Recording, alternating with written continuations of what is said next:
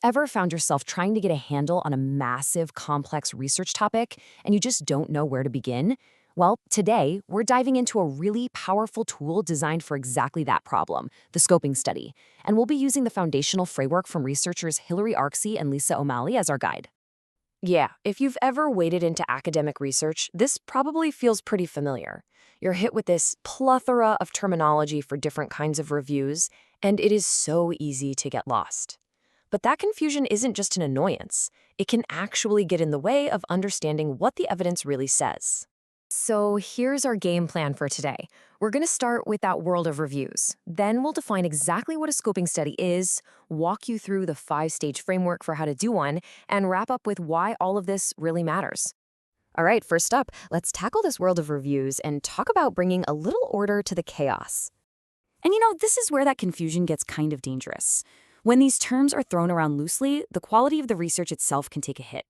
A study might get labeled systematic, but not actually have the rigor to back it up. And that really undermines the whole idea of evidence-based practice.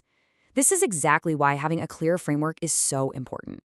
So, what do you do when you're facing a topic that's just huge or brand new? Well, that's where the scoping study shines. Think of it less like trying to answer one single, focused question, and more like you're an explorer drawing the very first map of a newly discovered territory. And that's really what it is at its core. It's about mapping.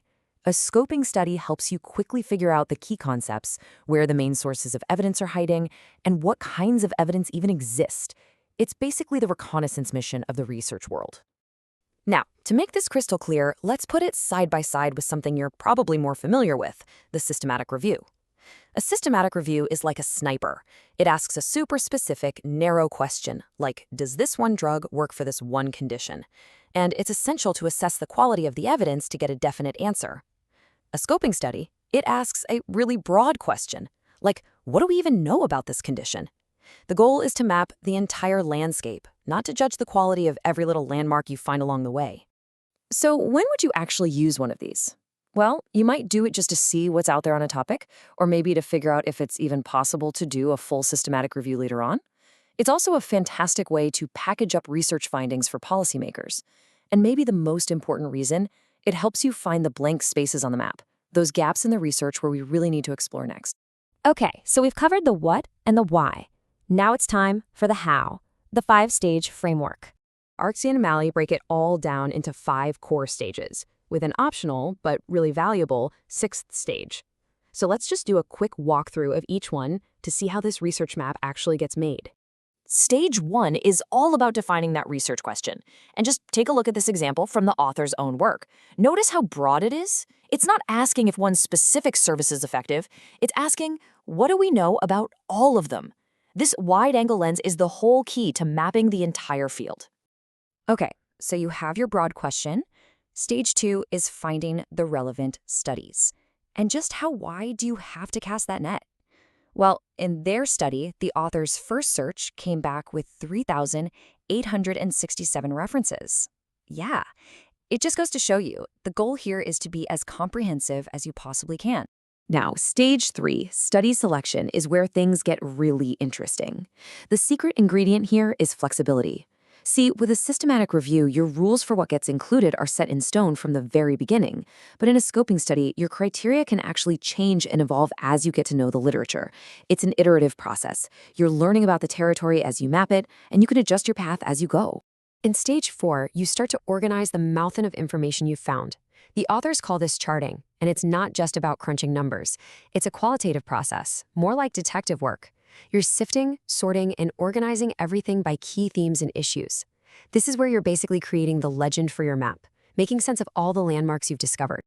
And finally, stage 5. You report your results.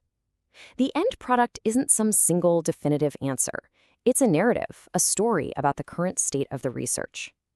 It gives you that comprehensive picture, but, and this is so important, it doesn't try to weigh the evidence. The whole point is just to show what's there, not to declare one study better than another. All right, we've gone through all the steps, so let's zoom out and talk about the payoff. Why do these scoping studies matter so much? Every research method has its trade-offs, and scoping studies are no different. The huge advantage is that you can map a broad topic quickly and transparently, and you can find those crucial research gaps. The trade-off, you're not assessing the quality of the evidence, and you're not boiling it all down into a single answer. It's an incredibly powerful tool, but you have to know it's the right tool for the job. But ultimately, this is the real magic of a scoping study. It gives us a rigorous, transparent way to take a complex, messy field of research and turn it into a clear, accessible overview. It translates all that chaos into a coherent map that people, policymakers, practitioners, all of us can actually use to navigate a topic. And that brings us to a final, really thought-provoking question from the authors themselves. As research methods keep evolving, the lines between these different types of reviews can start to get a little blurry. It's a great reminder that these are all just tools in a growing toolkit, and the real skill is knowing which one to pick for the job. So, what do you think the future holds for how we map knowledge?